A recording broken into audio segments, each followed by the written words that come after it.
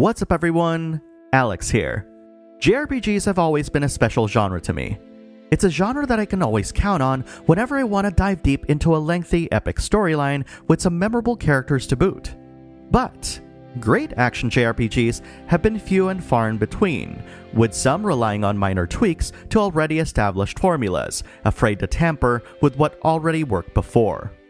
With Tales of Arise, Bandai Namco sought to carve a new path into the future, with the hopes that it'll not only please longtime fans of the series, but also encourage fans of the genre to give it a fair shake. And after playing it for so many hours, I can definitively say that Tales of Arise not only accomplishes these and more, but is also, quite possibly, one of the best action JRPGs ever made. Tales of Arise is an action RPG with fantasy and science fiction themes, releasing just in time to commemorate 25 years of Tales games, developed by Bandai Namco Studios and published by Bandai Namco, who provided this PS5 game code. You'll experience the world of Dana through the eyes of Alphen, a Danan slave turned reluctant savior. After a series of events unfolds, Alphen is swept in a Danan rebellion that has him leading a group seeking to topple 3 centuries of Renan rule. The Tales series has been known for its unique take on action RPGs, and Tales of Arise's design not only builds upon its long-standing history, but is, quite possibly, the most accessible and streamlined battle system in the series to date, delivering combat that is not only easy to pick up and play, but also features a depth of gameplay that still manages to represent the best of the series. That said, newcomers might notice that Arise's combat looks similar to other games in the genre. However, that's where the similarities end. The reality is that combat in the Tales series is governed by a battle system that rewards you for making your offense count and punishing players who press buttons haphazardly. That's because combos in Tales are finite, eventually ending with your character in a recovery state after unleashing your string of attacks.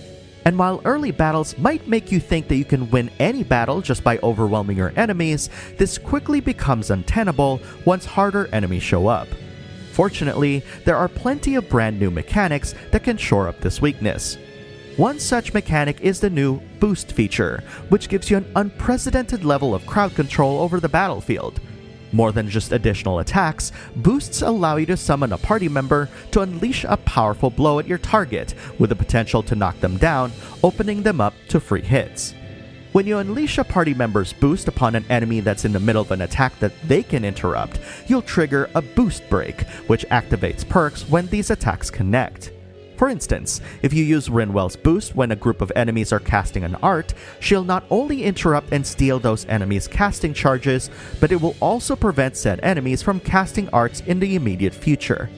While the attack area of these boosts vary depending on the party member, it can't be denied that successful boost break activations can greatly impact how easy or how difficult encounters can get. As someone who is a bigger fan of turn-based RPGs than party-based action RPGs, I've always lamented at how games belonging to the latter sometimes make you feel as though you have no control over what's going on in combat. Boost allows you to gain control of situations simply by invoking the right one at the right time, and the resulting activation feels so satisfying that it'll probably have you digging deeper into Arise's combat just to see how much more you can get out of it. That's where Arise's skill system comes in, which lets you unlock brand new arts and passives that will help you pile on more offense. I personally focused on building up boost as much as I can, but you most certainly can focus on other aspects, such as more consistent art gauge regeneration, or even enhancing a specific character's abilities. Apart from an art gauge that you'll be spending to unleash some of your more powerful attacks, one major change in Tales of Arise is the removal of MP in lieu of CP or cure points.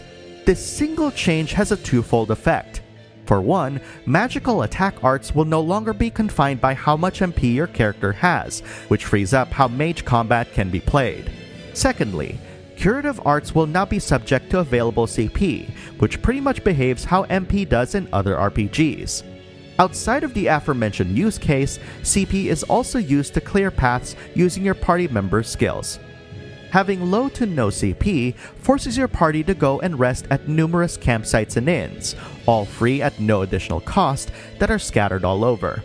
When combined with Arise's fast travel system, I found CP to be a great way to incentivize players to put up new food buffs, upgrade their weapons and armor, and restock on certain items.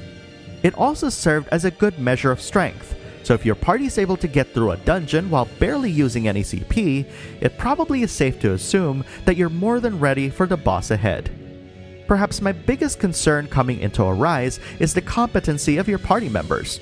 Balancing party-based AI in action RPGs is a very difficult thing to do, as you don't really want to have party members that are so smart that you feel like you barely affected battle, or the complete opposite, with party members being so dull that you feel like you're doing all the work. Tales of Arise's AI isn't perfect by any means, but it does feel as though it strikes a good balance between the two I mentioned. Yes, there will be moments when your party will do something silly, but no situation has been completely unrecoverable. For folks who want to play around with how the AI behaves when it comes to curative spells and items, you'll have the option to do so. But for my playstyle, I only needed to move one particular action, that is, cure party members under 50% health, on top of the list to prioritize healing over resurrection, making that one small change seem to fix a lot of the issues that I had with the AI. The feather to Arise's cap has to be the many diverse playstyles available to you. Every character in Tales of Arise has a unique fighting style that not only plays to their strengths, but also enhances them in unique ways. Alphen, for example, is a balanced sword fighter that can sacrifice his health to deal a huge amount of damage to his foes. By contrast, Law is a lightning-quick brawler whose attacks hit stronger the more his attacks connect. You're able to switch between party members at any time during combat, and when I mean any time, I do mean it. In fact, some people have already discovered new tech in the demo that lets them switch to a recently boosted party member so that they can continue chaining their attacks. You can even swap party members mid-battle, so you're never without backup should your entire party wipe. All in all, while Arise's combat and progression systems might seem simpler when compared to more recent Tales games, there's a wealth of new tech and mechanics that make its battles both fun and engaging. It's one of the few battle systems that's actually made me want to play through the entire game a second time on a harder difficulty setting, if only to serve as an excuse to ultimately master the various nuances of its gameplay. And I've no doubt that in the weeks to come, we'll start seeing some amazing combo videos that truly showcase how incredible this combat system is. Best of all, with enough patience and a desire to learn the intricacies of its battle system, anyone can pull off massive 100+ hit combos, present company included. Despite its seemingly simple premise, there is a lot of story to be had in Tales of Arise. What starts innocently as a tale of a slave wanting to vanquish his oppressors quickly turns into a story that feels like it belongs to the 16-bit era of RPGs, when fantasy, adventure, and a great cast of characters blended together to form a truly memorable journey. And yet, despite its nostalgic feeling, Tales of Arise manages to create a modern narrative that is aware of our current climes, even going so far as openly choosing to talk about how different sides of war are never quite black and white.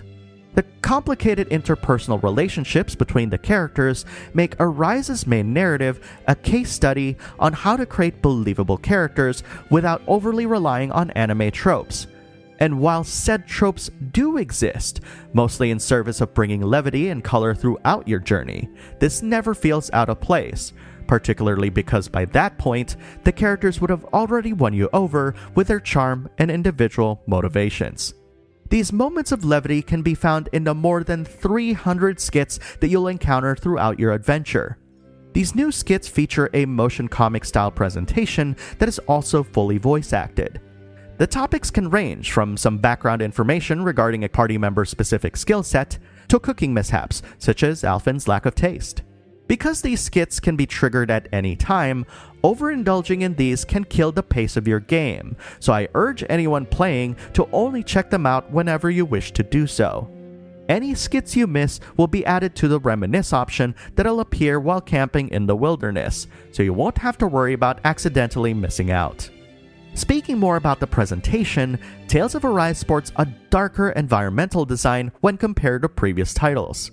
To contrast with this new direction, the game's characters were designed to take advantage of Unreal Engine 4 with the goal of properly reflecting the tonal shifts intended for the narrative. Despite the seemingly serious tone, there are still a myriad of accessories and palette swap costumes you can obtain in the game that'll allow players to alter the look of each party member. Enemy variety was also taken into consideration during the design process, allowing you to quickly identify different enemy archetypes to let you know what to expect in the ensuing skirmish. Prior to the game's release, there were some concerns about the frequency of voice acting in Tales of Arise. I'm happy to report that all of the major story scenes in the main narrative are fully voiced, with some minor scenes depicted via regular dialogue boxes. Initially, I wasn't sure what to make of this decision, but after playing the game for so long, I've come around and appreciated that not every bit of the game was voiced. I realized that voiced quest dialogue often unnecessarily prolonged what could have been a quick skim through and read. Being able to go through these lines quickly allowed me to get back into the action right away, which is something that I care about a little bit more. Still, there aren't an abundance of side quests that would have felt like that the addition of voice acting would have made them significantly better, though I do lament folks who rely on voiceovers for a variety of personal reasons. On a side note, the developers are hyper aware of this limitation, and you'll eventually encounter a side quest that pokes fun at their use of grunts and short quips for these types of stories.